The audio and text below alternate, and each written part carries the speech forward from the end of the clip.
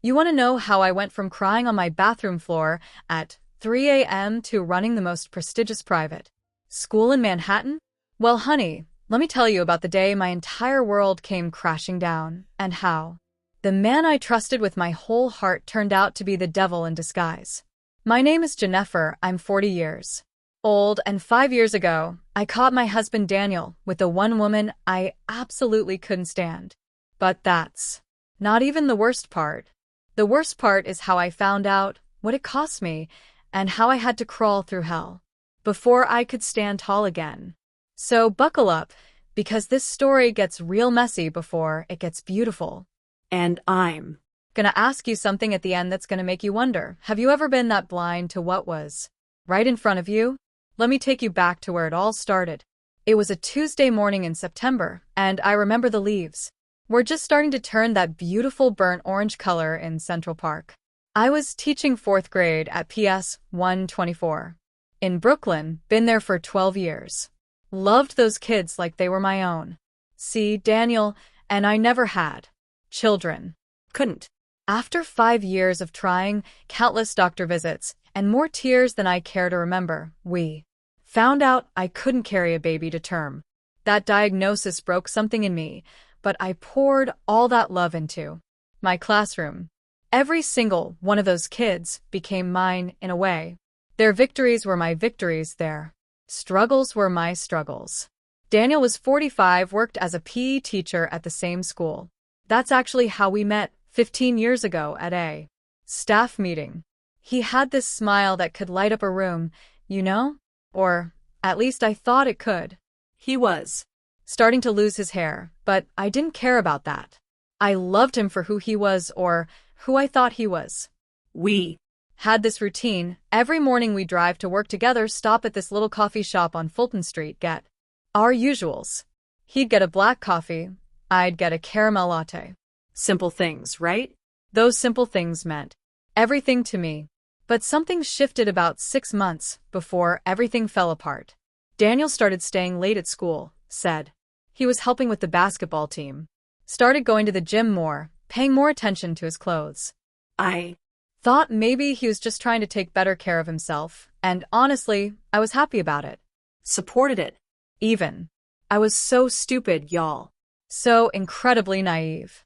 Have you ever ignored red flags because you just didn't want to believe what your gut was telling you? There was this woman at our school, Sharon. Lord, just saying her name still makes my skin crawl. She taught 3rd grade, right down the hall from my classroom. Sharon was everything I wasn't. Loud, always laughing too. Hard at men's jokes. Always wearing these tight dresses that barely followed the dress code. She had made it clear from day one that she didn't like me. I never understood why. I minded my business, did my job, helped other teachers when they needed it. But Sharon would make these little comments, you know the type. Oh, Jennifer, that's an interesting outfit choice. Or must be nice to have such a simple teaching style. petty stuff. That got under my skin, but I never confronted her about it because I didn't want drama at work. Looking back now, I can see she was already circling my husband like a vulture. But at the time, I was blind. Completely blind. It was October 15th when everything changed. I remember the date because it was our anniversary. 15 years of marriage. I had planned this whole thing, made reservations at this fancy restaurant in Manhattan that Daniel had mentioned wanting to try. Bought a new dress, deep burgundy with long sleeves. Did my hair in those soft curls that Daniel used to love running his fingers through. My hair's always been my thing, you No, long, black, wavy but not too curly. It falls right down to the middle of my back, and I take care of it. like it's my crown. That day, I felt beautiful. Felt ready to celebrate the man I thought loved me. But Daniel texted me around 4 p.m. saying he had to stay late for a parent-teacher conference. Said he'd meet me at the restaurant by 7:30. I was disappointed but understood. We're teachers, right? Parents need to talk. Sometimes. So I went home, finished getting ready, and headed to the restaurant by myself. I got there at 7:15, checked in at the hostess stand and waited. And waited. And waited. By 8 p.m., I was calling his phone. No answer. By 8:30, I was worried something had happened. By 9 p.m., the restaurant was giving my table away, and I was fighting back tears in the parking lot. Where y'all from? Do restaurants in your area hold tables that long? Or would they have kicked me out sooner? I drove back to the school, my heart pounding.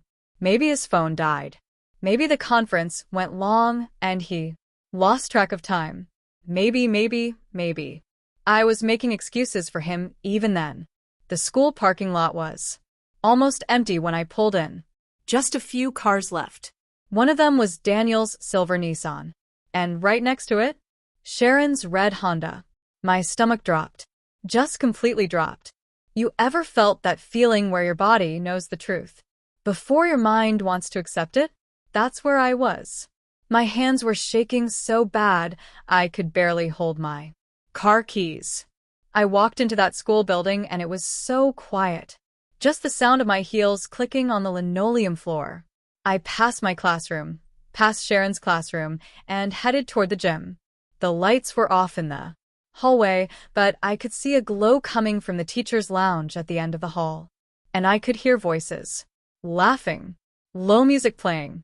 I stood outside that door for what felt like forever, but was probably only 30 seconds, working up the courage to open it, praying I was wrong, praying there was some innocent explanation. But when I finally turned that handle and pushed that door open, there they were, Daniel and Sharon, on the couch in the teacher's lounge. His shirt was untucked, her hair was a mess, and they jumped apart like two teenagers who got caught by their parents. The look on Daniel's face, I'll never forget it. Not guilt exactly, more like annoyance that I had interrupted. Like I was the problem for showing up. Jennifer, he said, standing up and trying to fix his shirt. This isn't what it looks like. I just stood there. Couldn't speak. Couldn't move. Sharon at least had the decency to look somewhat uncomfortable, but there was also this little smirk on her face. Like she had won some competition I didn't even know we were in. How long? I finally managed to say. My voice sounded so small, so broken. Daniel ran his hand over his head, that nervous gesture he always did. Jennifer, let's talk about this at home. How long? I said it again, stronger this time. My teacher voice coming out even though I was dying inside. 6 months, Sharon answered for him. Had the audacity to answer for him. We've been seeing each other for 6 months. 6 months. Half a year. All those late nights. All those gym sessions. All those times I supported him, encouraged him, loved him. He was with her. Why? I asked, looking straight at Daniel. Why her? Why this? He couldn't even look me in the eye. Just stared at the floor. You can't give me children, Jennifer. Sharon can. We want the same things. Y'all. Let me tell you, those words cut deeper than any knife ever could. The one thing I couldn't control, the one thing I cried about for years, the one thing that broke my heart over and over again, he used it as his excuse to betray me. Have you ever had someone weaponize your pain against you? Have you ever felt that level of cruelty from someone who promised to love you forever? I don't remember leaving the school that night. Don't remember driving home. It's like my mind just shut off to protect itself. I just remember sitting in my car in our driveway, staring at our house with the cute little garden I'd planted and the welcome mat I'd picked out, thinking about how none of it meant anything. It was all a lie. Daniel came home around midnight. I was sitting at the kitchen table in the dark when he walked in. He tried to apologize, said it was a mistake, said he still loved me. But his words were empty. I could see right through them. He didn't love me. Maybe he never did. Maybe I was just convenient until something better came along. We didn't sleep in the same bed that night. Or any night after that. I moved into the guest room and started looking for divorce lawyers the next morning. Filed papers that week. Daniel didn't fight it. Didn't try to save our marriage. He just signed the papers and moved out within 2 weeks. Moved right in with Sharon, actually. And here's the kicker, they stayed working at the same school. Both of them. While I had to see them every single day, walking the halls together, laughing together, while I fell apart. The other teachers knew what happened. Of course they knew. Schools are like small towns, everybody knows. Everybody's business. Some people were sympathetic, brought me coffee, asked if I was okay. But others? Others looked at me with pity, like I was broken. Like I was the problem. Like if I had just been able to have children, none of this would have happened. Those were the darkest days of my life. Getting up every morning and forcing myself to show up for those kids. When I could barely function. Putting on a smile, when all I wanted to do was scream. Seeing Daniel and Sharon. In the hallways, sometimes holding hands, sometimes whispering to each other and laughing. It was torture. Absolute torture. And then it got worse. About 3 months after the divorce was finalized, the principal called me into her office. Principal Martinez. Nice lady, but I could see the discomfort on her face before she even started talking. Jennifer, she said, folding her hands on her desk. I need to talk to you about something difficult. My heart started racing. I knew. Somehow, I just knew what was coming. Some parents have expressed concerns about the tension between you, Daniel, and Sharon. They're worried it's affecting the school environment. And the school board, they've made a decision. What decision? I asked, even though I already knew the answer. We're letting you go at the end of the school year. We think it's best for everyone if you pursue opportunities elsewhere. I couldn't believe it. I couldn't believe it. I was the one who got cheated on. I was the victim in all of this. And yet I was the one being pushed out, while Daniel and Sharon got to stay. That's not fair, I said, trying to keep my voice steady. I've done nothing wrong. I've been professional. I've done my job. I know, Jennifer. I know. But the board feels this is the best solution to maintain harmony in the workplace. I'm sorry. And just like that, I lost my husband, my dignity, and my job, all because Daniel couldn't keep his promises. All because he blamed me for something I couldn't control. When I walked out of that school for the last time in June, I had nothing. My marriage was over, my career was over, my savings were gone from lawyer fees and splitting assets. I was 40 years old, living in a tiny studio apartment in Queens, with no job and no idea what to do next. You ever been that low? Where you look at your life and wonder how you got there? Where you feel like you're drowning and nobody's throwing you a lifeline? I spent 2 months in that apartment, barely leaving except to get groceries. Ate a lot of ramen noodles and peanut butter sandwiches. Lost weight I couldn't afford to lose. My curves started disappearing, my face got hollow, my hair started falling out from stress. I looked in the mirror one day and didn't even recognize myself. This wasn't me. This wasn't the strong, confident woman I used to be. But you know what? Rock bottom has a way of showing you what you're made of. And I wasn't ready to let Daniel and Sharon win. I wasn't ready to let them destroy me completely.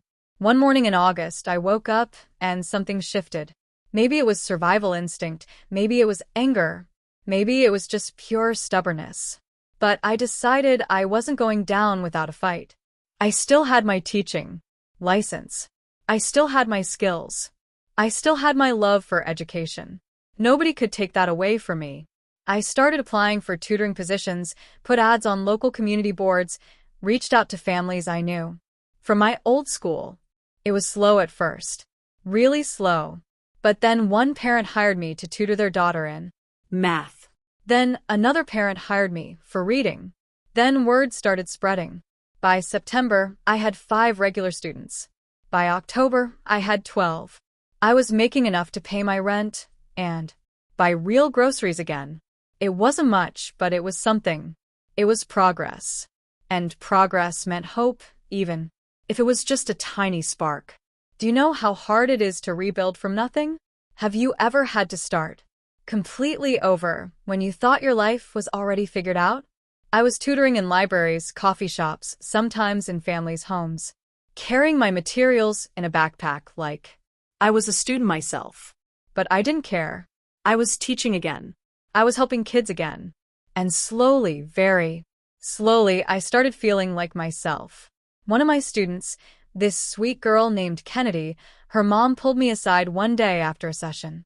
We were at a Starbucks in Manhattan, and she said, "Miss Jennifer, have you ever thought about working at a private school? Kennedy's school is hiring, and I think you'd be perfect." Private school? I'd never considered it. Always worked in public schools. Thought that's where I belonged. But At this point, I couldn't afford to be picky. "What school?" I asked. "The Anderson Academy. It's in Upper East Side. Really good school, great benefits. They're looking for elementary teachers." She gave me the contact information, and I applied that night. Sent in my resume, wrote a cover letter, included references from parents I was tutoring. Didn't expect much, honestly. Private schools usually want people with private school experience, and I had none. But 3 days later, I got a call asking me to come in for an interview. Y'all, I was so nervous. Hadn't done a real job interview in over a decade. Didn't even have proper interview clothes anymore. Had to borrow a blazer from a neighbor. But I showed up to the Anderson Academy on a rainy Tuesday morning in November, and the moment I walked through those doors, something clicked. This wasn't like PS 124. This was elegant, polished, organized. The hallways smelled like fresh flowers instead of cafeteria food. The students wore uniforms and said good morning when they passed adults. The teachers looked happy, not stressed, and overworked. I interviewed with the assistant principal, a woman named Mrs. Chen. She was kind but thorough, asked me about my teaching philosophy, my classroom management style, how I handled difficult parents. I answered honestly, professionally, but also let my passion show through. Because despite everything that had happened, I still loved teaching. That hadn't changed. "Why did you leave your previous position?" she asked. The question I'd been dreading. I could have lied. Could have made up some story about wanting new opportunities. But I decided to be honest. well, Mostly honest. My marriage ended, and it created an uncomfortable situation at my school. The administration thought it would be best if I moved on. It wasn't my choice, but I've learned that sometimes the things we don't choose end up being exactly what we need. Where y'all watching from? Have you ever had something terrible turn into something better later on? Mrs. Chen nodded, made some notes, and then smiled. "We'll be in touch." I left that interview feeling different. Not confident, exactly, but not hopeless either. Somewhere in between. Like maybe, just maybe, things could get better. 2 weeks later, they called me back. But not for a job offer. For a second interview. This time with the principal.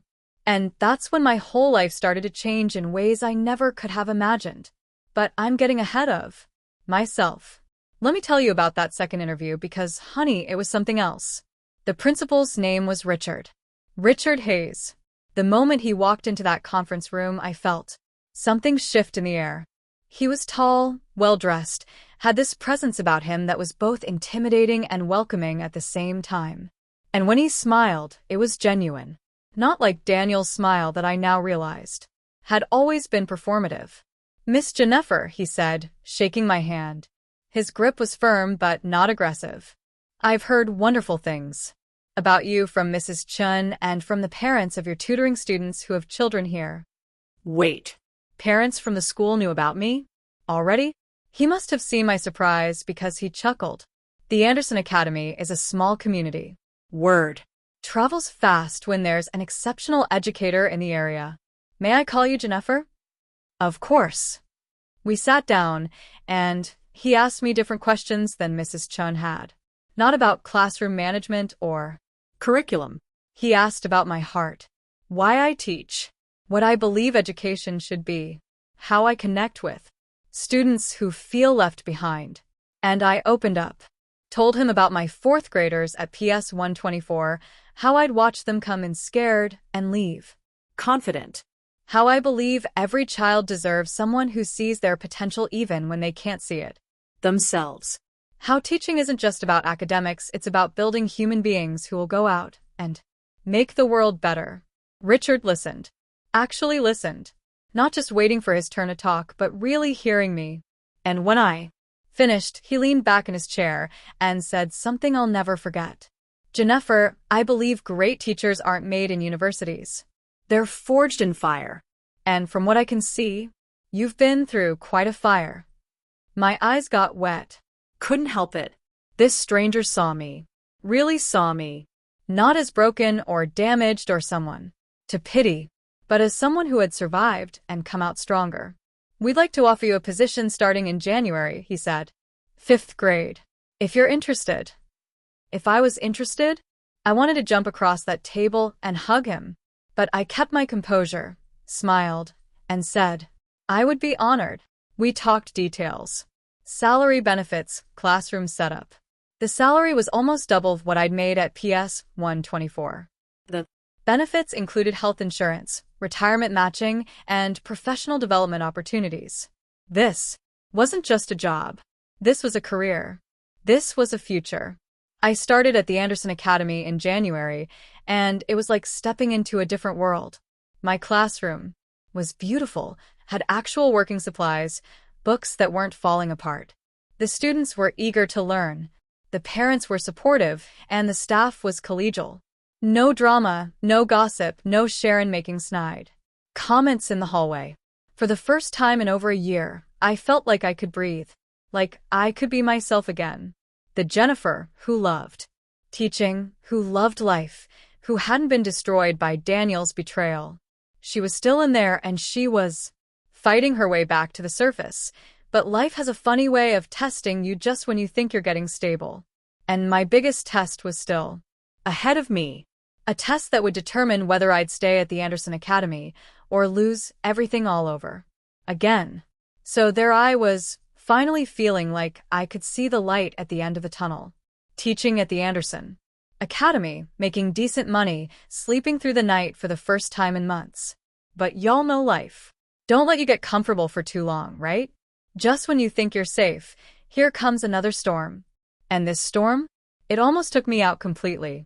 It was March, about 3 months into my position at Anderson. I was in my classroom after school grading papers and listening to some old school R&B. Mary J. Blige was singing about no more drama, and I was feeling it, you know? Feeling like maybe I'd finally left all that mess behind me. My students were thriving. Their test scores were up. Parents were sending me thank you notes. I was doing what I loved, and for the first time since Daniel destroyed me, I felt valuable again. Then Richard knocked on my classroom door. Jennifer, you got a minute? He asked, leaning against the doorframe with his hands in his pockets. He did that a lot. That casual lean made him seem approachable, even though he was the principal. Of course, come in. I gestured to the chair next to my desk. He sat down, but he looked serious. Not angry serious, more like concerned serious. And my stomach immediately started doing flips because I'd learned that serious faces from bosses usually meant bad news. I want to talk to you about an opportunity, he started, and I relaxed a little. Opportunity sounded better than problem. Every year, the Anderson Academy sends one teacher to the National Private School Educators Conference. It's in Boston this year, happens in May. It's a huge deal, very prestigious. Teachers present their innovative methods, network with education leaders from across the country, participate in workshops. I nodded, wondering where this was going. I want to send you, he said, looking me straight in the eye. But there's a catch. You'd need to present a workshop on your teaching methodology. Something unique that sets you apart. The application process is rigorous. You'd need to submit a detailed proposal, undergo multiple rounds of review by a panel of educators, and if selected, you'd present to hundreds of teachers and administrators. My mouth went dry. Present? To hundreds of people? I'd barely been at Anderson for 3 months. Who was I to stand in front of education leaders and act like I had all the answers? Richard, I don't know if I'm qualified for something like that. I'm still pretty new here. You're more than qualified, he interrupted. Jennifer, in 3 months, you've transformed those 5th graders. Their critical thinking scores have improved by 30%.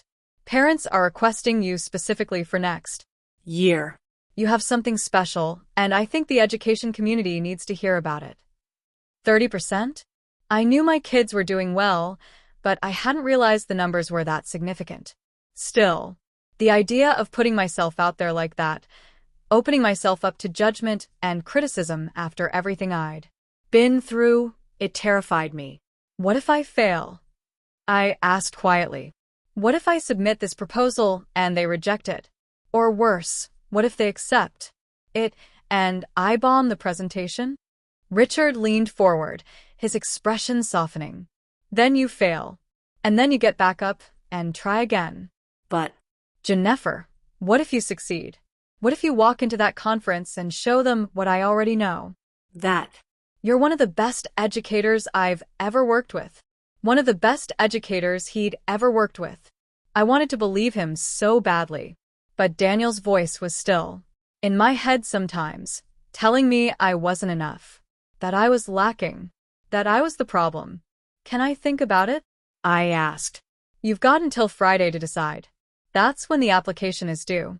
He stood up to leave, then paused at the door. Jennifer, I don't push my teachers to do things they're not ready 4. I'm pushing you because I see something in you that maybe you don't see in yourself yet. Think about it. After he left, I sat there in my empty classroom for a long time. The sun was setting through the windows, casting these long shadows across the student desks.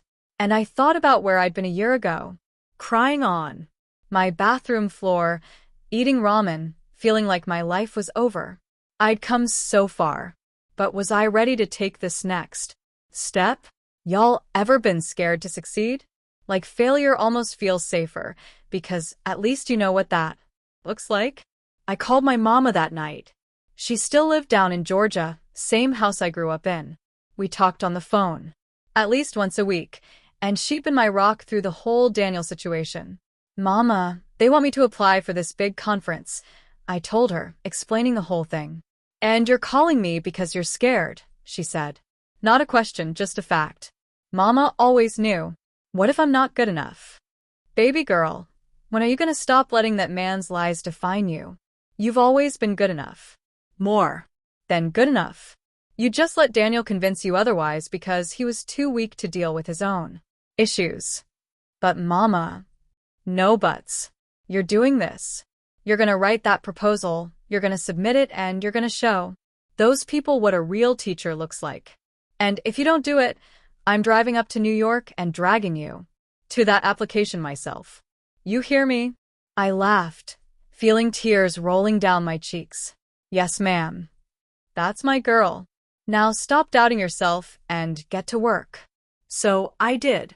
I spent the next 3 days working on that proposal like my life depended on it. Because, in a way, it did. This wasn't just about a conference.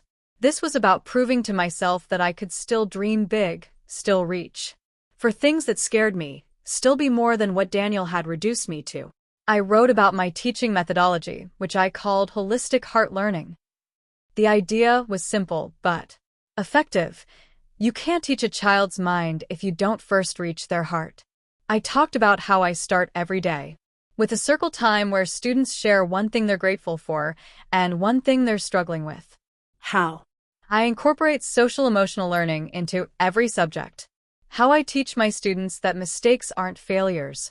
They're data points that help us grow. I submitted the proposal on Friday morning, right before the deadline. And then I waited. They said we'd hear back in 4 weeks. 4 weeks of checking my email every 5 minutes, of second-guessing every word I'd written, of wondering if I'd made a huge mistake. Meanwhile, life kept happening. I was getting closer with some of the other teachers at Anderson. There was this really sweet woman named Patricia who taught 3rd grade. She was in her 50s, had been teaching for 30 years, and she kind of took me under her wing.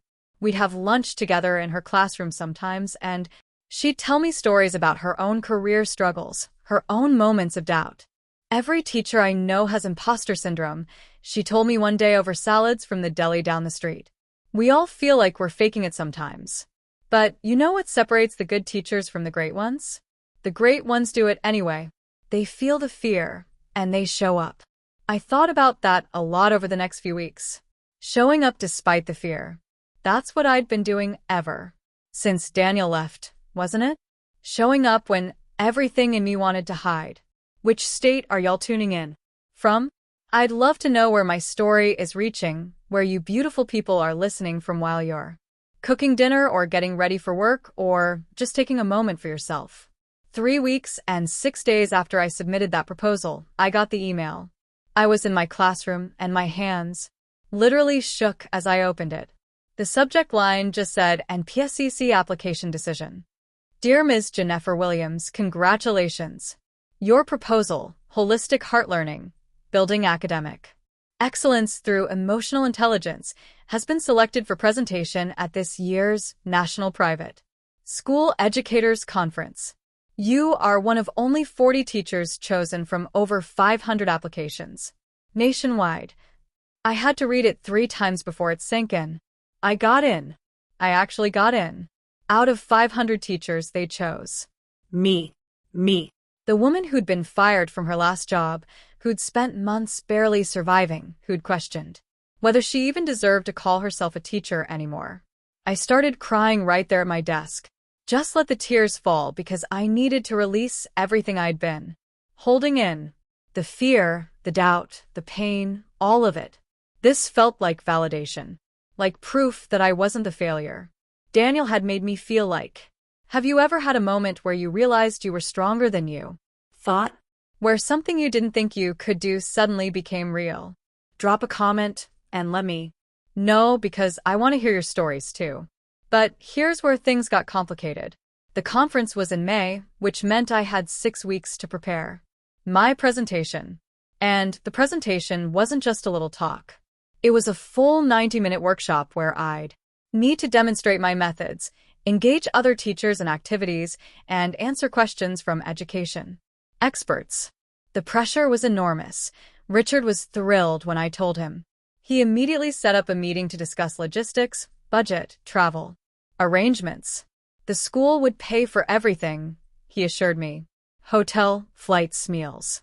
They were investing in me, betting on me. That felt good but also scary. What if I let them down?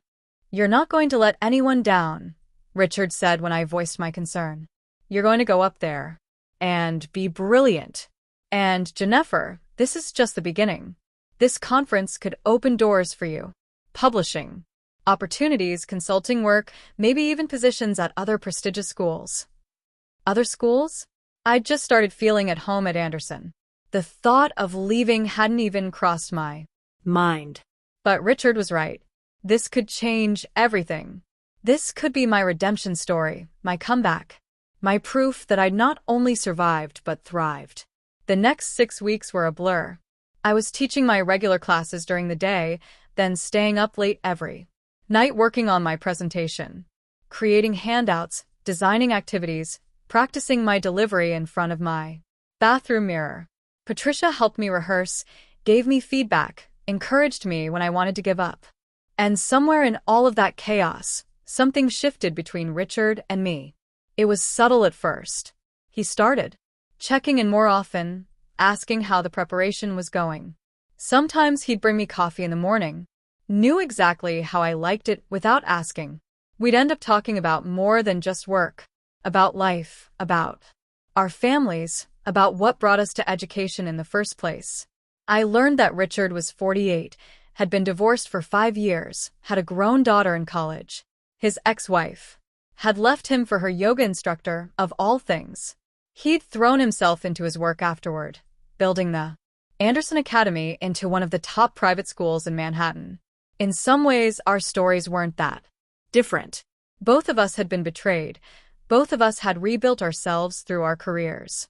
One night in late April, I was in my classroom working on my presentation at like 8 p.m.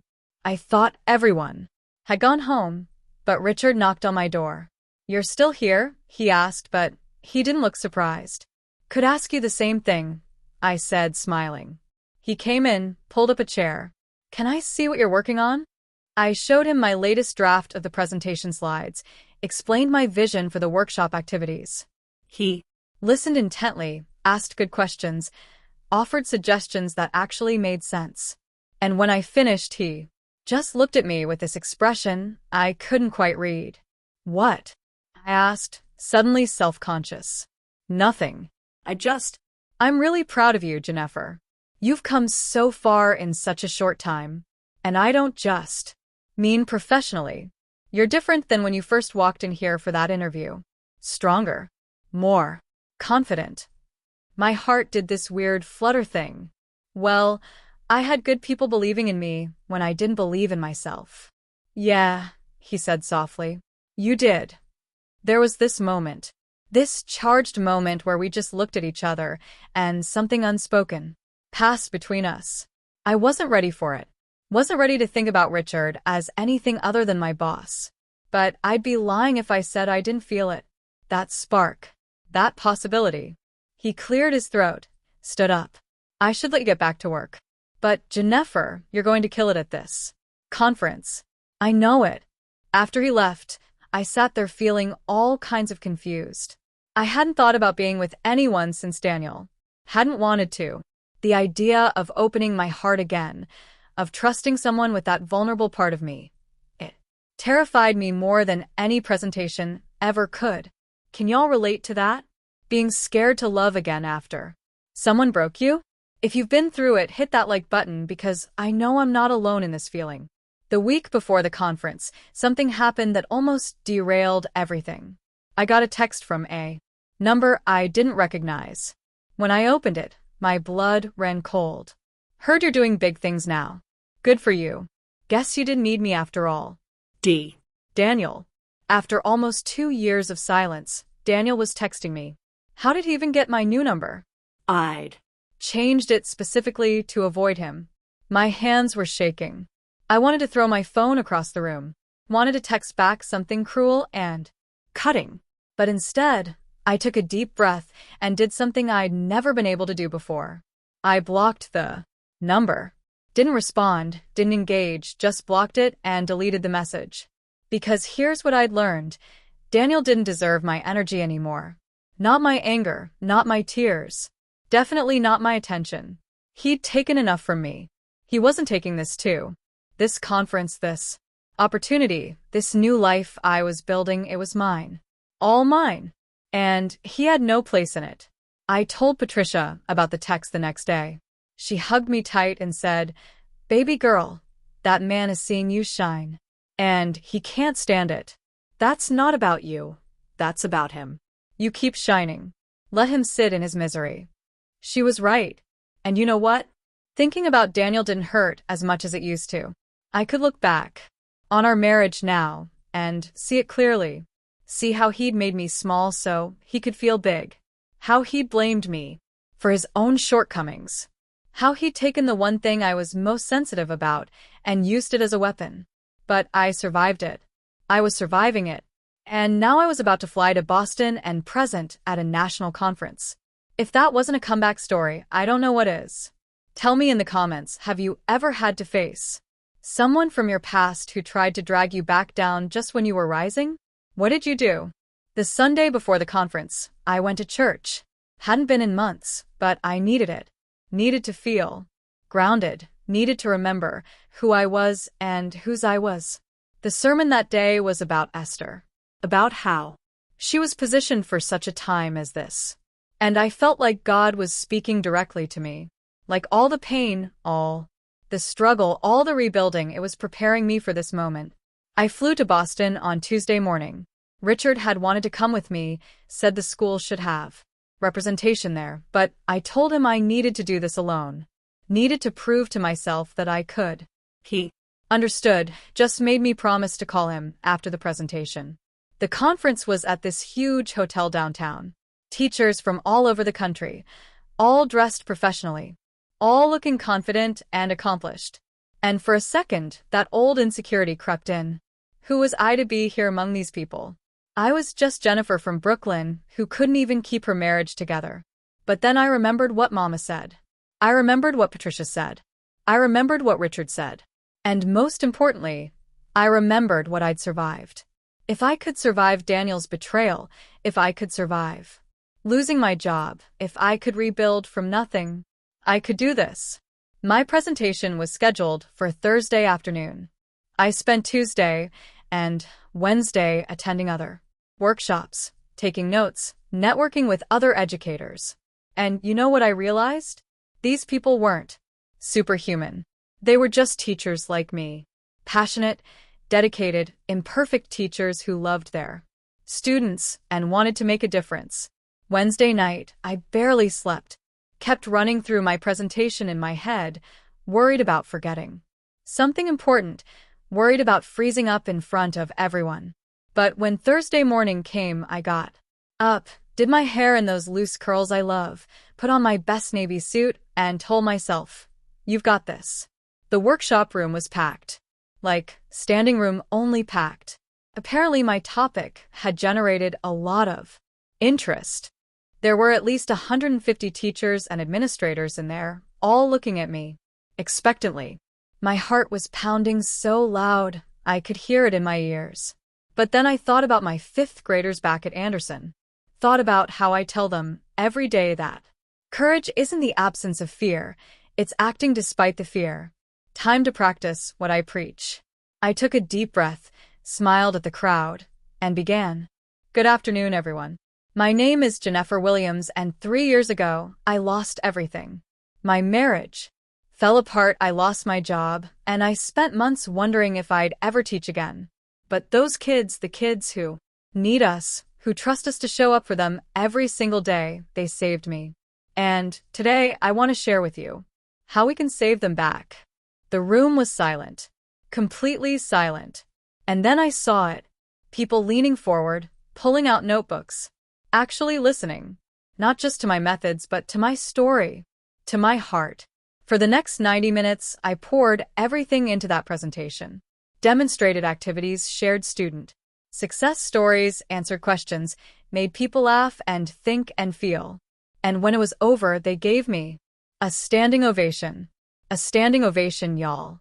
I had to fight back tears as I stood there watching these educators on their feet, clapping for me. Afterward, so many people came up to talk to me, asked for my contact information, wanted to implement my methods in their schools, asked if I did consulting work. One administrator from a prestigious school in Connecticut even offered me a job on the spot. The validation was overwhelming. The proof that I'd made it, that I'd succeeded despite everything, it was everything. I called Richard that night from my hotel room, told him everything. He was so excited, he was practically yelling through the phone. I knew it. I knew you'd kill it. Jennifer, I'm so proud of you. Thank you, I said, my voice thick with emotion. Richard, thank you for pushing me, for believing in me when I didn't believe in myself. That's what I'm here for, he said softly. Now get some rest. You've earned it. And Jennifer? Yeah. I can't wait to see you when you get back. Something in his tone made my stomach flip. Made me wonder if maybe, possibly, there was more between us than just professional respect. But I pushed that thought away. One victory at a time. I flew back to New York Friday evening, exhausted but exhilarated. Felt like I was floating. My phone kept buzzing with emails from educators wanting to connect, from education publications wanting to feature my methodology. This was bigger than I'd ever imagined. But the biggest surprise came Monday morning when I walked into Anderson. There was a banner in the main hallway. Congratulations, Ms. Williams, NPSEC presenter. And all my fifth graders were lined up with signs they'd made. Our teacher is the best. Ms. Williams is a rock star. We love you, Ms. Williams. I completely lost it. Just stood there crying while my babies hugged me and told me they were proud of me. Patricia was there too, along with other teachers, all clapping and celebrating. And Richard was standing at the end of the hall, watching with this huge smile on his face. In that moment, I realized something. I'd done more than just survive. I'd thrived. I'd taken the worst thing that ever happened to me and turned it into fuel, into purpose, into proof that endings can be beginnings if you're brave enough to keep going. Any of y'all going through something hard right now?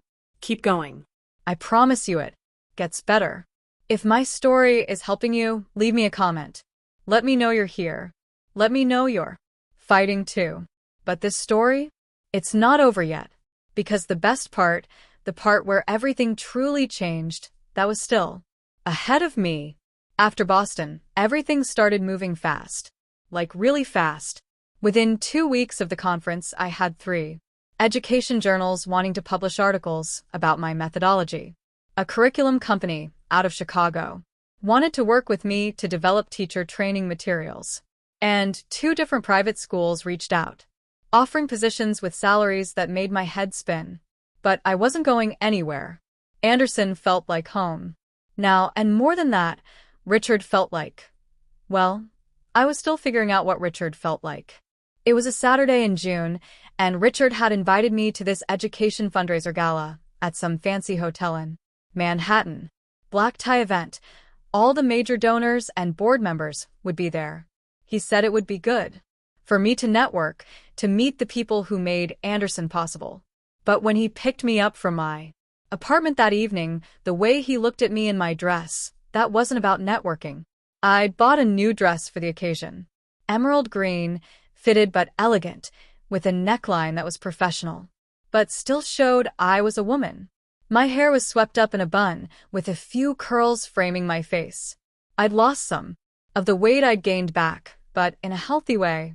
I looked good. I felt good. And the way Richard's eyes lit up when I opened the door told me he thought so too. Wow, he said, just standing there in his tuxedo. Jennifer, you look, wow. I laughed. That's all you got? Wow. You've left me speechless. That's a first. He offered me his arm. Ready. The gala was beautiful. Crystal chandeliers, champagne flowing, people in expensive clothes talking about education reform and donation commitments. I felt a little out of place at first, like I was playing dress-up in someone else's life. But Richard stayed by my side the whole night, introducing me to board members and donors, bragging about my conference success like a proud parent. This is Jennifer Williams, our 5th grade teacher and the brilliant mind behind Holistic Heart Learning, he'd say, and people would light up, shake my hand, tell me they'd heard about my presentation. It was surreal. 6 months ago, I was eating ramen in a studio apartment, and now I was at a Manhattan gala with millionaires, telling me I was brilliant. About halfway through the night, Richard and I found ourselves alone on the balcony. The city was spread out below us, all those lights and sounds, and it was warm but breezy. Perfect June weather. You doing okay? He asked, leaning against the railing next to me. Not too overwhelming? A little overwhelming, I admitted. But good overwhelming. Richard, thank you for bringing me tonight. For everything, really. You changed my life. He turned to look at me, his expression serious. Jennifer, I didn't change your life. You did that yourself. I just gave you the opportunity. You're the one who ran with it. We stood there for a moment, just looking at each other, and I felt it again. That pull. That connection. The way his eyes softened when he looked at me, the way my heart sped up when he was near. I hadn't felt this in so long. Hadn't let myself feel it. Jennifer, he started, then paused like he was choosing his words carefully. I know this might be inappropriate. I'm your boss, and I don't want to make you uncomfortable. But I need you to know that what I feel for you, it's not just professional respect. It's more than that. My breath caught. Richard, you don't have to say anything. I just needed you to know. And if you don't feel the same way, we can pretend. I never said anything and go back to how things were. But if you do. He let the sentence hang there, heavy, with possibility. I should have been scared. Should have put up walls, protected myself. But something had changed in me. Boston had changed me. Succeeding despite my fear had changed me. And standing there with this good man who'd believed in me, who'd seen me at my lowest and still thought I was worthy. I didn't want to be scared anymore. I feel it too, I said softly. And it terrifies me. He smiled, reaching out to gently touch my hand. Welcome to the club. We didn't kiss that night. Didn't even hold hands beyond that one touch on the balcony. but something shifted. Between us. An understanding. A promise that we'd explore this, carefully and honestly, and see where it led. Y'all, when was the last time you let yourself be vulnerable with someone new? When was the last time you chose to trust again, even though you were scared? Leave a comment and tell me, because I know some of you are right there where I was. The rest of June and all of July were like a dream. School was out for summer, which meant I had time to work on those curriculum materials for the Chicago company. They were paying me more for 3 months of consulting work than I'd made in an entire year at PS 124. I was able to move out of my tiny Queens apartment into a nice 2-bedroom in Brooklyn. Nothing fancy, but it was mine, and it had space and light and felt like a fresh start. Richard and I took things slow. We'd meet for coffee, go to museums, take walks in Central Park. He told me about his daughter Emily, how proud he was of her studying pre-med at Columbia, how his divorce had hurt, but also freed him to figure out who he was outside of being a husband. I told him about my family in Georgia, about teaching, about the dreams I'd put aside when I married Daniel. Dreams I was finally starting to pick back up. What were those dreams? Richard asked one day. We were sitting on a bench in Prospect Park, watching kids play soccer. I wanted to write a book about teaching, I said. A practical guide for new teachers, something that covered not just curriculum, but the emotional toll, the burnout, the way to stay connected to why you started. I even had chapters outlined before everything fell apart. So, why don't you write it now? I looked at him. Now. You've got the time, the expertise, and a platform after Boston. Publishers would be interested, especially with the attention your methodology is getting. Jennifer, you could help thousands of teachers. Why wait? Why wait? Good question. What was I waiting for? Permission? I'd already proven I didn't need anyone's permission to succeed. So that night, I went home and opened up my laptop. Found those old chapter outlines from 5 years ago, and I started writing. Where are y'all watching this from? Are you in a place where you've put your dreams on hold? Maybe it's time to dust them off, just like I did. By August, I had 3 chapters written and a book proposal ready to send to publishers. I was also in the process of interviewing for a new position at Anderson. Not 5th grade anymore. Richard wanted to create a new role for me. Director of Curriculum and Innovation. I'd oversee curriculum development across all grades, train new teachers in social-emotional learning strategies, and represent Anderson at education conferences. It came with a significant raise and an office of my own. Director. Me. The woman who'd been fired and broken just 2 years ago. You deserve this, Richard said when he offered me the position officially in his office. You've earned it. I don't know what to say. Say yes. Say you'll take this school to the next level with me. With me. Not for me. With me. Like we were partners. Like we were building something together. And maybe we were. Because by then, Richard and I weren't just colleagues or friends. We were more. We hadn't labeled it yet, hadn't made it official, but when he looked at me, I felt seen. Really seen. Not as someone's wife or someone's employee, but as Jennifer. Whole and complete and enough exactly as I was. I accepted the position. Started in September when school resumed. And y'all, walking into Anderson that first day with Director of Curriculum and Innovation on my office door, I had to pinch myself. My office had windows overlooking the courtyard, bookshelves I got to fill with my favorite education books, a desk bigger than my entire kitchen in that Queens apartment. This was success. This was arriving. But you know what they say.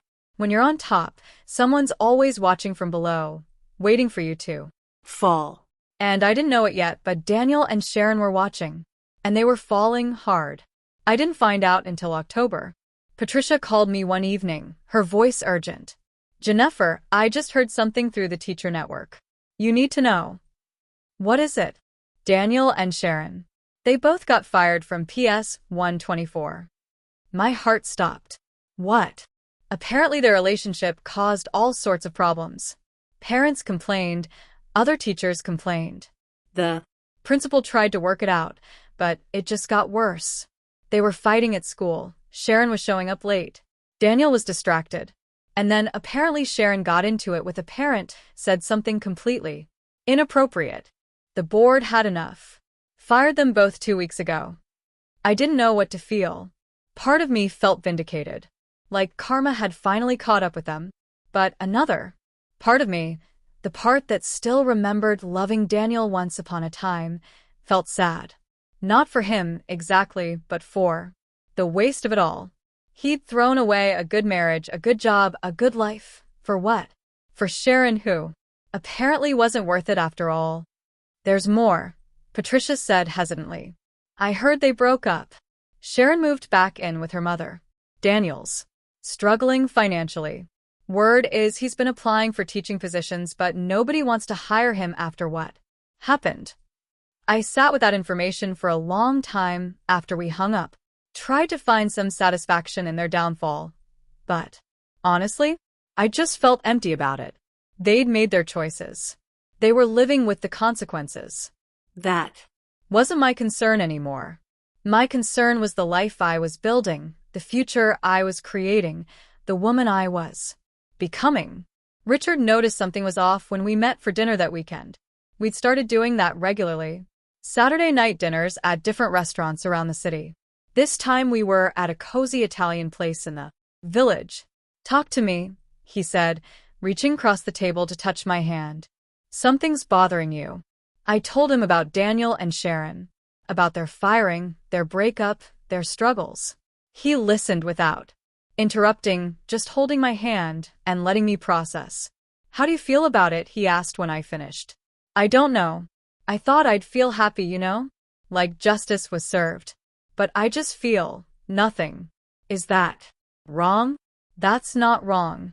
That's growth. You've moved past them, Jennifer. They're in your rearview mirror, not your windshield. That's exactly where they should be.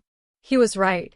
I'd spent so much time being angry at them, being hurt by them, letting them take up space in my head. But somewhere along the way, I'd let that go. They didn't matter anymore.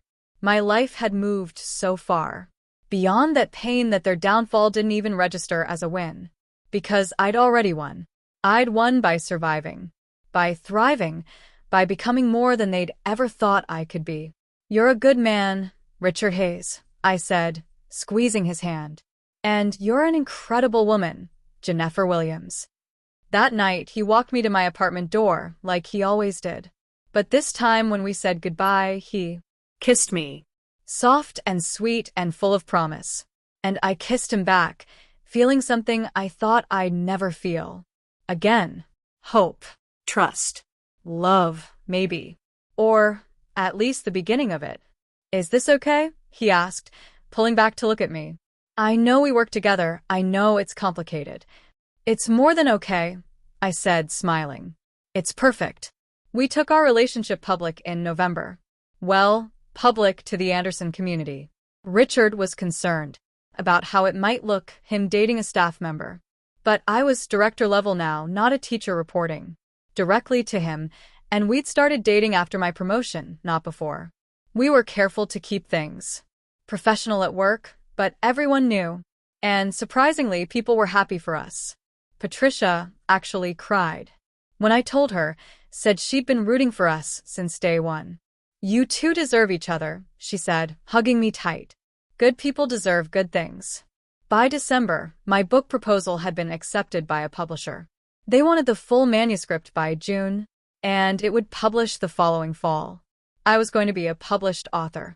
Me, Jennifer Williams from a small town in Georgia, who'd spent her 20s working at Waffle House to pay for community college. Who'd clawed her way through state school to get a teaching degree.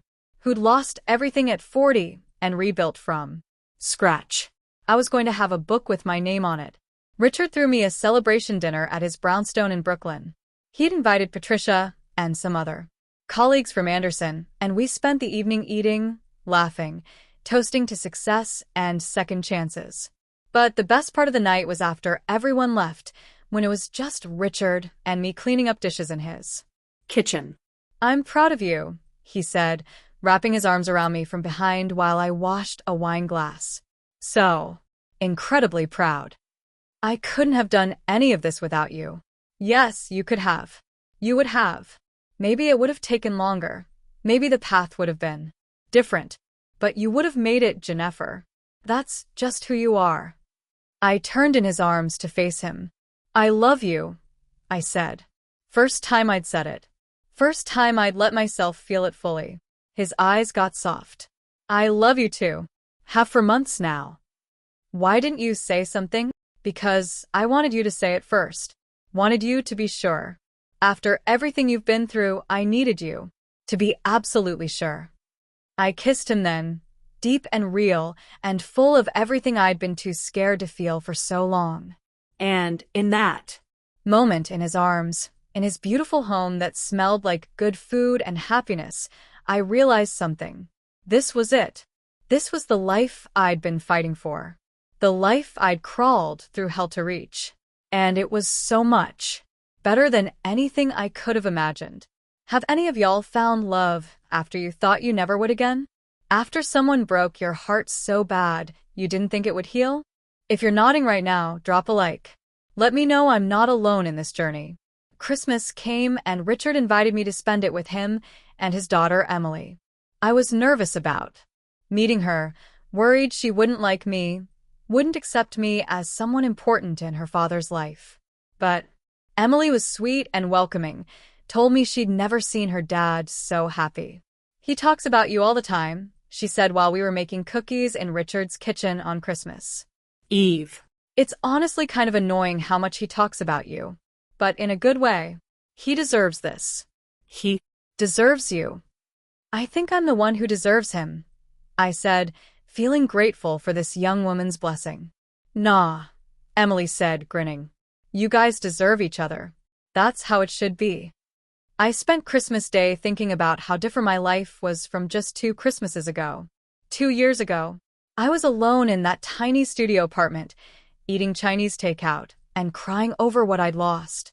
And now I was here, surrounded by people who loved me, with a career I was proud of, with a future that looked bright and full of possibility.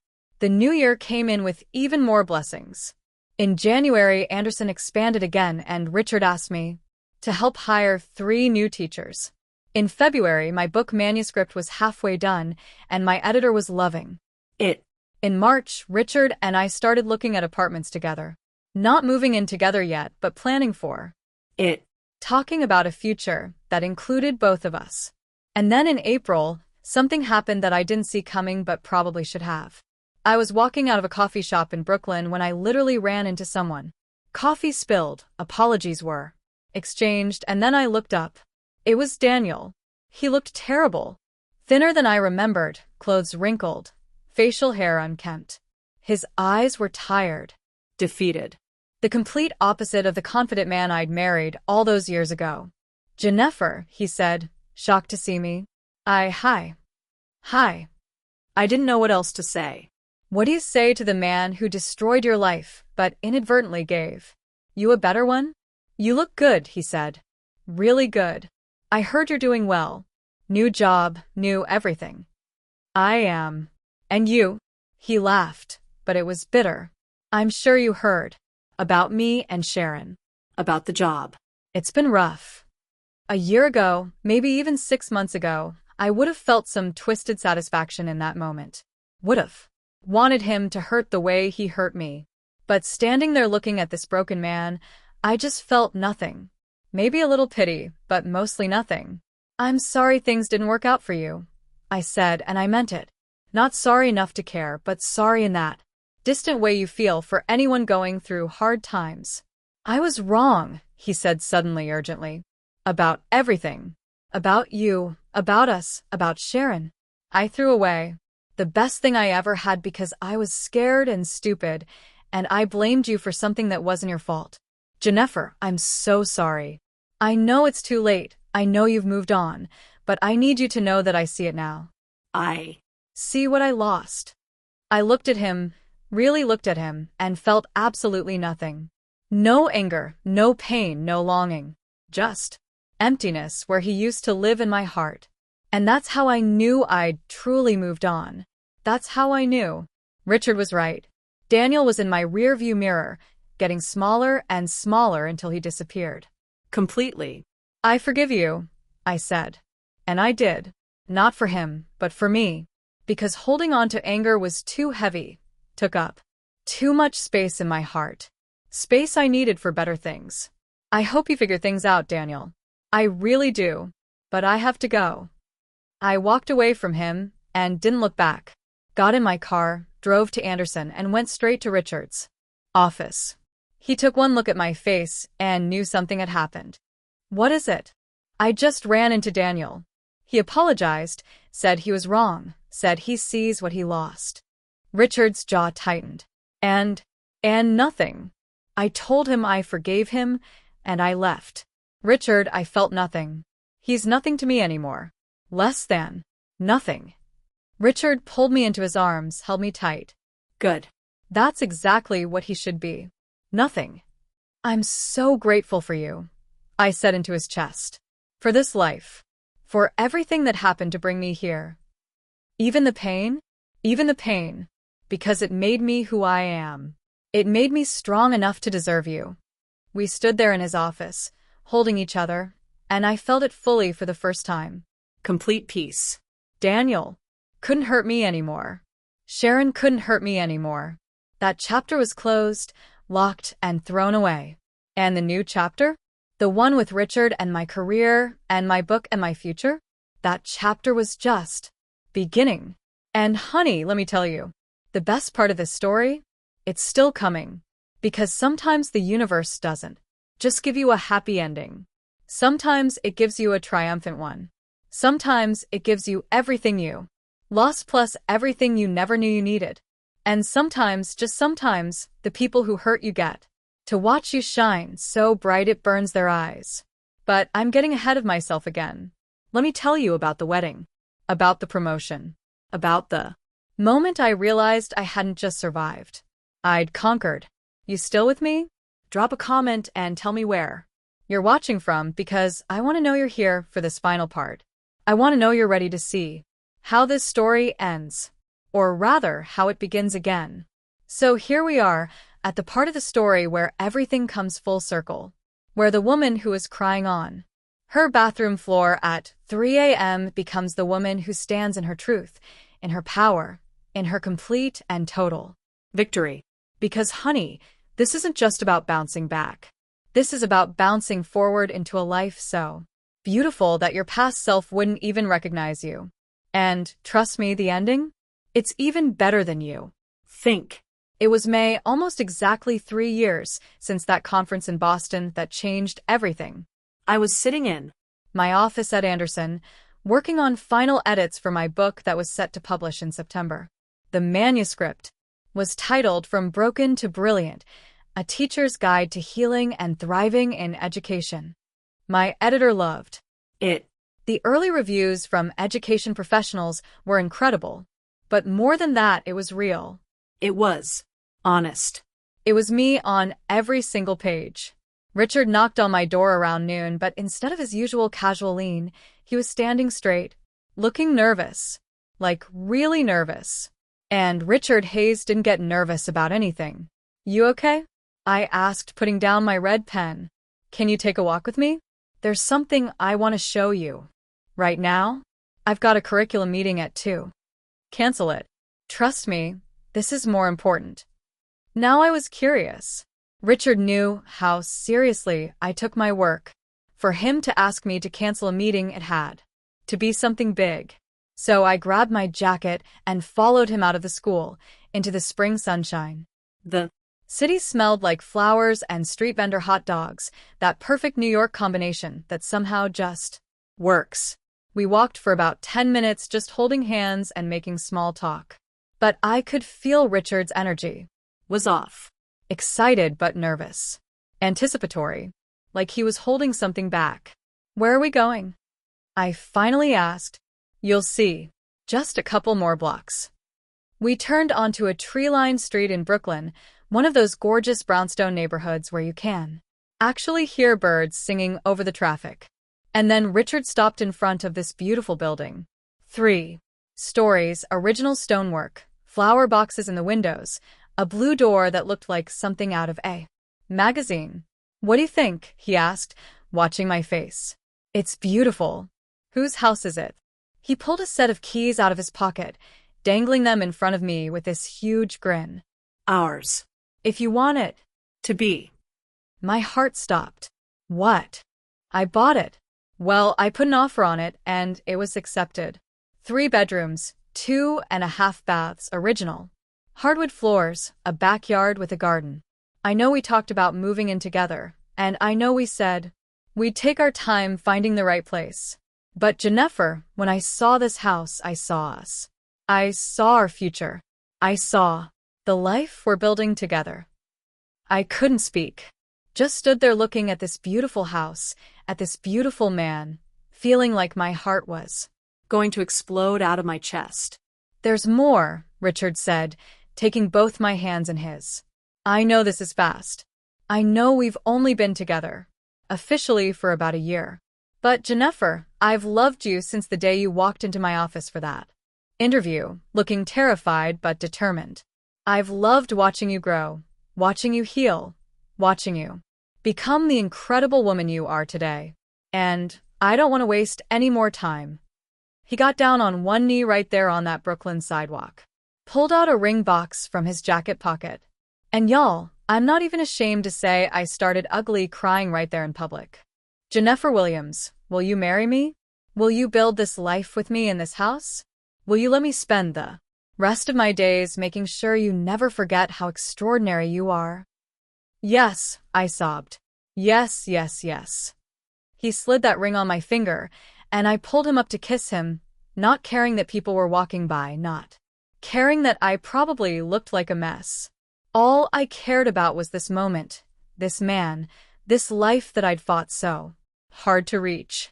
Have any of you been proposed to in the most unexpected, perfect way? Drop a comment and tell me about it, because I want to hear your love stories too. We went inside the house, and it was even more beautiful than the outside. High ceilings, huge windows, a kitchen that actually had counter space. There was a room that would be perfect for a home office where I could Right. another room that could be a guest room for when Mama came to visit. And the backyard? Y'all, it had a patio and raised garden beds and enough space to host summer barbecues. "When can we move in?" I asked, still holding Richard's hand like I was afraid this was all a dream. "Closing is in 6 weeks. I wanted to surprise you, wanted to have something concrete to offer you when I Proposed. I didn't want it to be just words. I wanted it to be real, solid, something you could see and touch, and know that I'm serious about our future.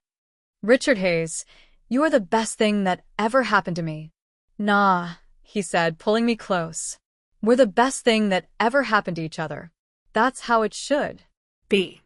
We spent the rest of that afternoon in our house, planning where furniture would go, talking about paint colors, imagining holidays and dinner parties and quiet Sunday mornings. And the whole time I kept looking at that ring on my finger, kept touching it to make sure it was real. This was my life now. This was my future. And it was so much more than I ever dreamed possible. That evening, we called Emily to tell her the news. She screamed so loud I had to pull the phone away from my Ear. "Finally, Dad. What took you so long? I've been waiting for you to propose for months." "You knew?" I asked, laughing. Of course I knew. He made me go ring shopping with him like 3 times before he found the right one. "Jennifer, welcome to the family officially. I'm so happy I'm getting you as a stepmom." Stepmom. I'd never thought about that. Never thought I'd get to be a mother in any capacity beyond my students. But here was this amazing young woman, excited to have me in her life, calling me family. God works in mysterious ways, doesn't he? Sometimes he closes one door just to open a window you didn't even know was there. I called Mama next. She cried. Happy tears, Thank God, but she cried hard. Baby girl, I told you. I told you God wasn't done with you yet. I told you there was something better waiting on the other side of all that pain. You were right, Mama. About everything. I'm always right. Now, when's the wedding? Because I need to buy a dress and get my hair done, and… Mama, we just got engaged like 2 hours ago. And? Y'all not getting any younger. Set a date. We decided on September. Late September, right after my book was published. Richard wanted to do it at Anderson in the school courtyard that we'd helped redesign together. Wanted our community to be part of it. Wanted our students and colleagues to celebrate with us. I loved that idea. Loved that we weren't hiding anything, weren't ashamed of how we found each other, weren't trying to be anything other than what we were. Two people who'd been broken and found healing in each other. The next few months were a whirlwind. Moving into our brownstone, planning a wedding, doing publicity for my book, training new teachers at Anderson. But it was good busy. The kind of busy that fills you up instead of draining you. The kind of busy that comes from building something beautiful instead of just surviving. My book launched in early September, and it took off. Like, really took off. It hit the education bestseller lists. Within 2 weeks, I started getting invited to do speaking engagements at universities, at education conferences, at teacher training programs across the country. Publishers were already asking about a second book. Y'all, I couldn't believe it. 5 years ago, I was getting fired, and now I was a published author with people actually wanting to hear what I had to say. If you're working on a dream project right now, drop a like and keep going. Your breakthrough is coming. But here's where the story gets really good. About 3 weeks before the wedding, Patricia called me with some news. Girl, you're not going to believe what I just heard. What now? I was in the middle of addressing wedding invitations at my kitchen table, and my hand was cramping. Sharon tried to apply for a position at Anderson. I almost dropped my pen. What? Apparently, she didn't know you worked here. Or maybe she did and thought it wouldn't matter. But she submitted an application for a third-grade position. Mrs. Chin recognized her name from PS 124, did some digging, found out about everything that went down. They rejected her application immediately. How did you find this out? Mrs. Chin told me, because she thought you should know. Said Sharon tried to argue. Said she needed the job. That she'd been unemployed for over a year. But Mrs. Chin told her Anderson has a policy about professional conduct, and her history at PS 124 made her ineligible. I sat with that information, feeling a mix of emotions I couldn't quite name. Not satisfaction, exactly. More like completion. Like the universe was making sure I knew that I'd won. Not because Sharon lost, but because the choices she made had consequences. Because integrity matters. Because you can't build happiness on someone else's pain and expect it to last. You know it's wild? I said to Patricia. A few years ago, that news would have made my whole week. Now, it's just sad. She made her choices. She's living with them. That's not on me. That's growth, baby. That's healing. And that's why you're about to marry a good man in your beautiful home, with your best-selling book and your amazing career. Because you chose differently. You chose to rebuild instead of staying bitter. She was right. And I was grateful for every hard lesson that brought me here. Even grateful in a weird way for Daniel and Sharon. Because without their betrayal, I never would have left PS 124. Never would have found Anderson. Never would have met Richard. Never would have written my book. Never would have become this version of myself that I actually liked, loved, even. The wedding day came, and it was perfect. Not perfect in that fake Instagram way. Perfect in that real, messy, joyful way that actually matters. It rained in the morning, but cleared up by afternoon. My hair frizzed a little from the humidity, but I didn't care. Emily's boyfriend forgot the rings at home and had to Uber back to get them. But none of it mattered because when I walked down that aisle in the Anderson courtyard holding Mama's arm and saw Richard standing there in his tuxedo with tears in his eyes, Everything else faded away. Patricia was my maid of honor. Emily was a bridesmaid. My students from both Anderson and my old tutoring days were there, all dressed up and so excited.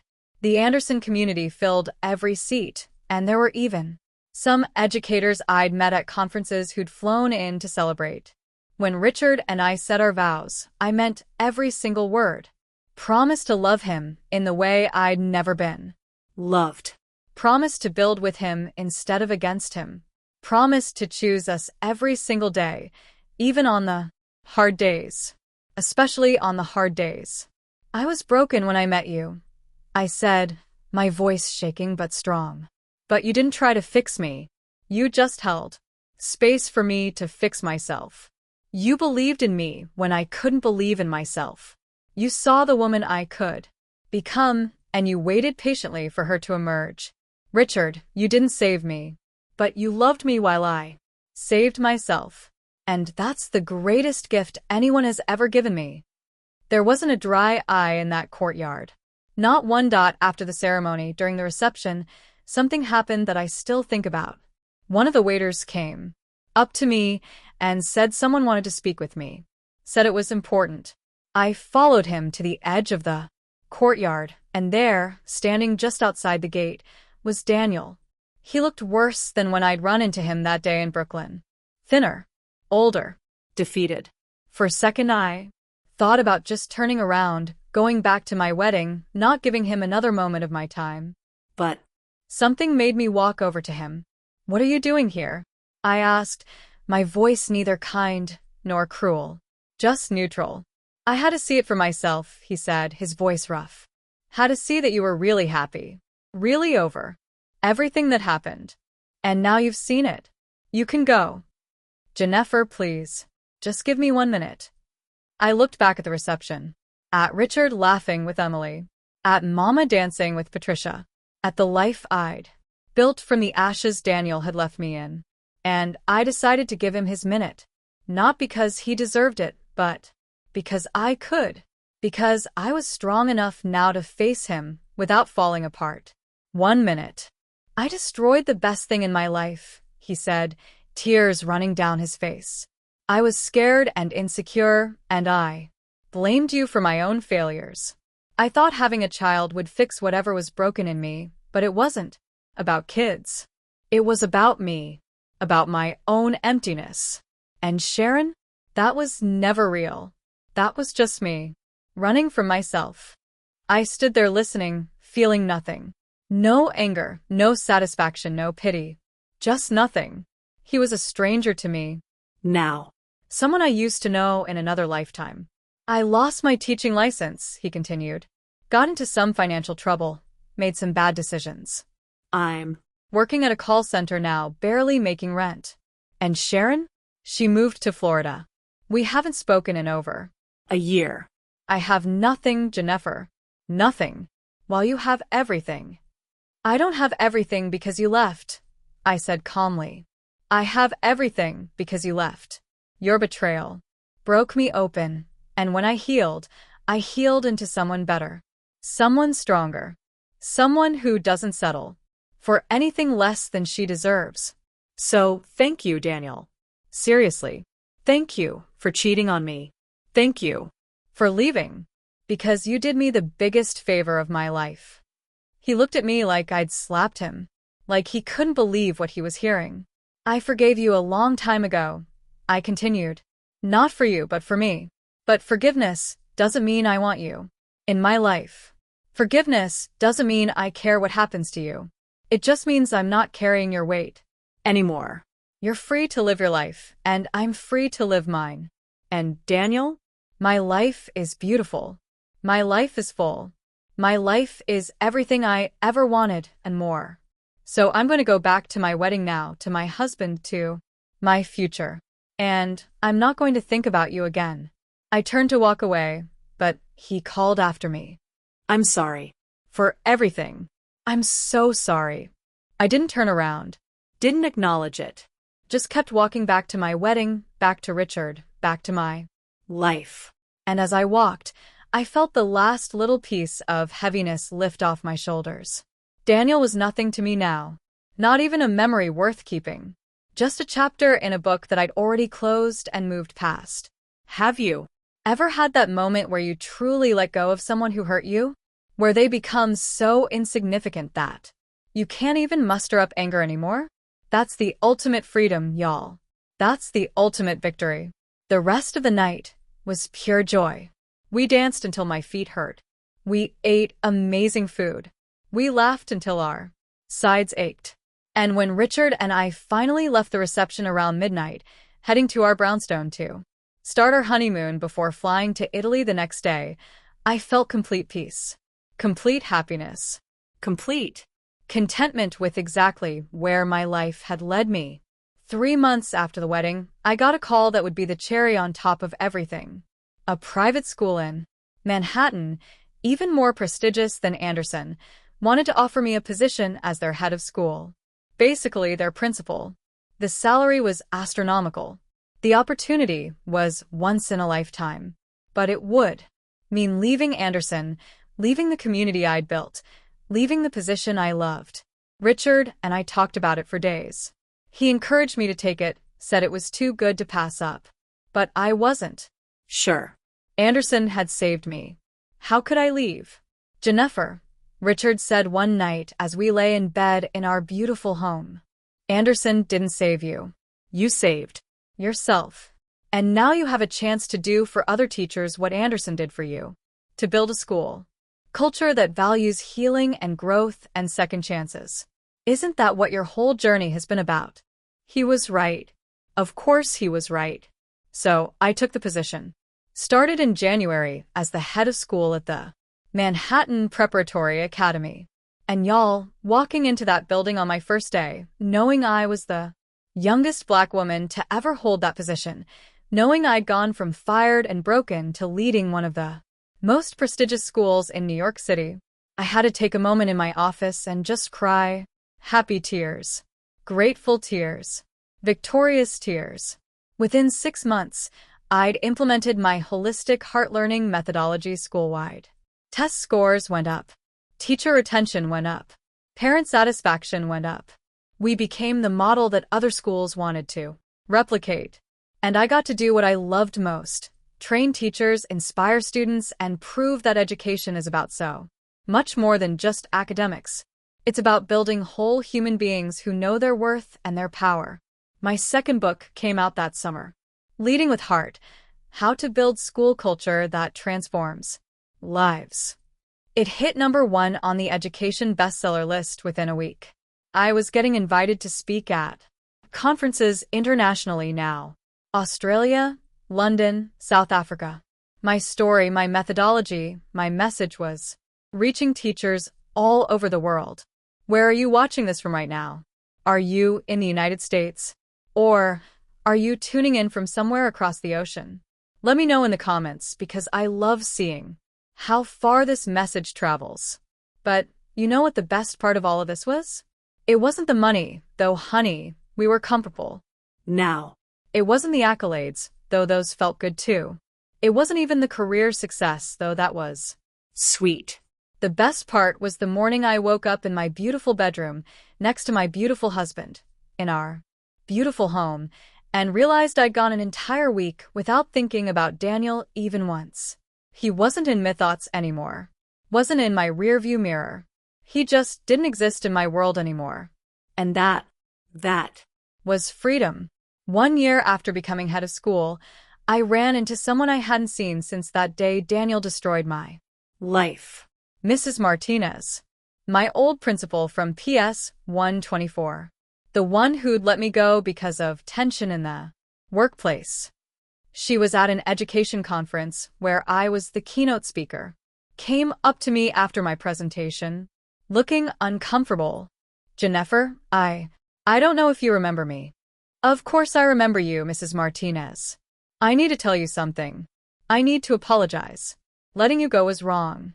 You weren't the problem. I Should have stood up for you. Should have protected you. Instead, I took the easy way out. And I've regretted it every day since. I looked at this woman who'd contributed to one of the darkest periods of my life, and I felt compassion. not anger, not resentment, just compassion. I forgive you, I said. And I meant it. You did what you thought you had to do. But Mrs. Martinez, it all worked out better than it ever could have if I'd stayed. I can see that. You're amazing. What you've accomplished, what you've built. I'm so proud of you. Thank you. That means a lot. After she walked away, Richard came up beside me, wrapped his arm around my waist. You okay?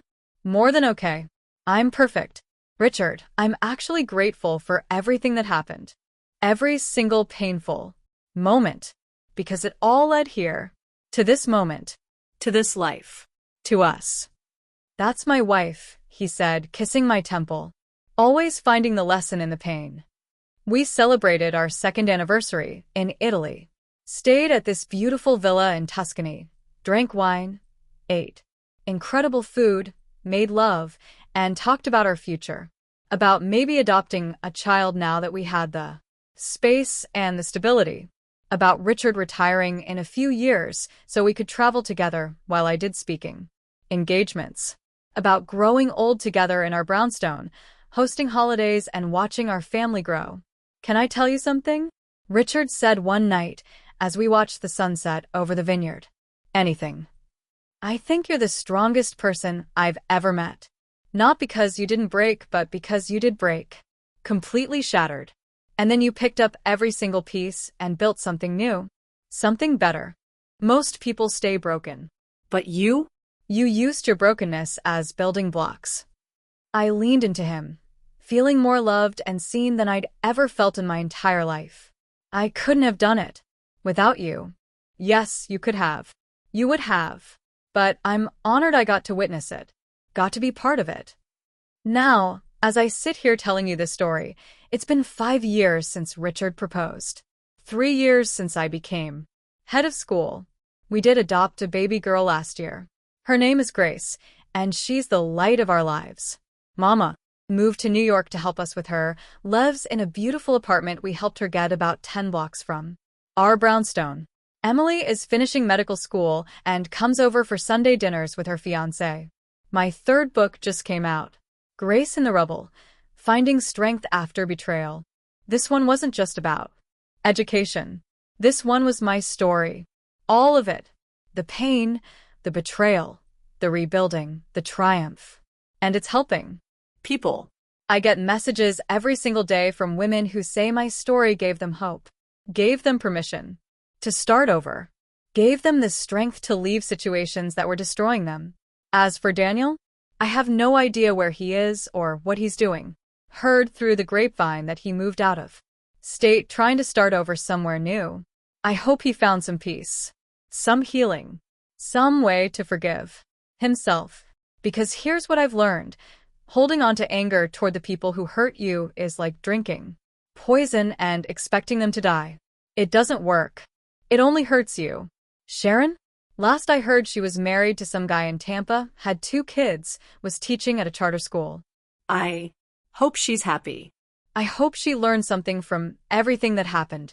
I hope she tells her daughters to never build their happiness on someone else's pain, because it won't last. It can't last. And me? I'm living a life I couldn't have dreamed of when I was crying on that bathroom floor 5 years ago. A life full of love and purpose and joy and meaning. A life where I get to wake up every morning next to a man who cherishes me. A life where I get to hold my baby girl and show her what a strong woman looks like. A life where I get to help other teachers and students and people who are going through their own fires. So let me ask you something, because this is important. This is the whole point of me sharing my story with you. Have you ever been that broken? Have you ever felt like you were at the absolute bottom with no way up? Because if you have, I need you to hear this. You can rebuild. You can heal. You can create a life so beautiful that your past self wouldn't even believe it. But you have to choose it. Every single day, you have to choose to keep going, to keep trying, to keep believing that there's something better waiting on the other side of the pain. It won't be easy. Some days you'll want to give up.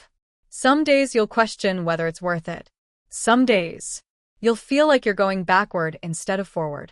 But I promise you, if you just keep putting one foot in front of the other, if you just keep showing up for yourself the way nobody else showed up for you, you will make it. You will survive. And then one day, you'll realize you're not just surviving anymore. You're thriving.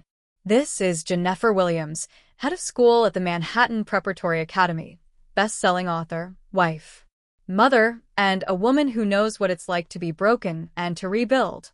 And I'm telling you, your story isn't over. The best chapters are still ahead of you. So don't you dare give up. Don't you dare let the people who hurt you win by staying down.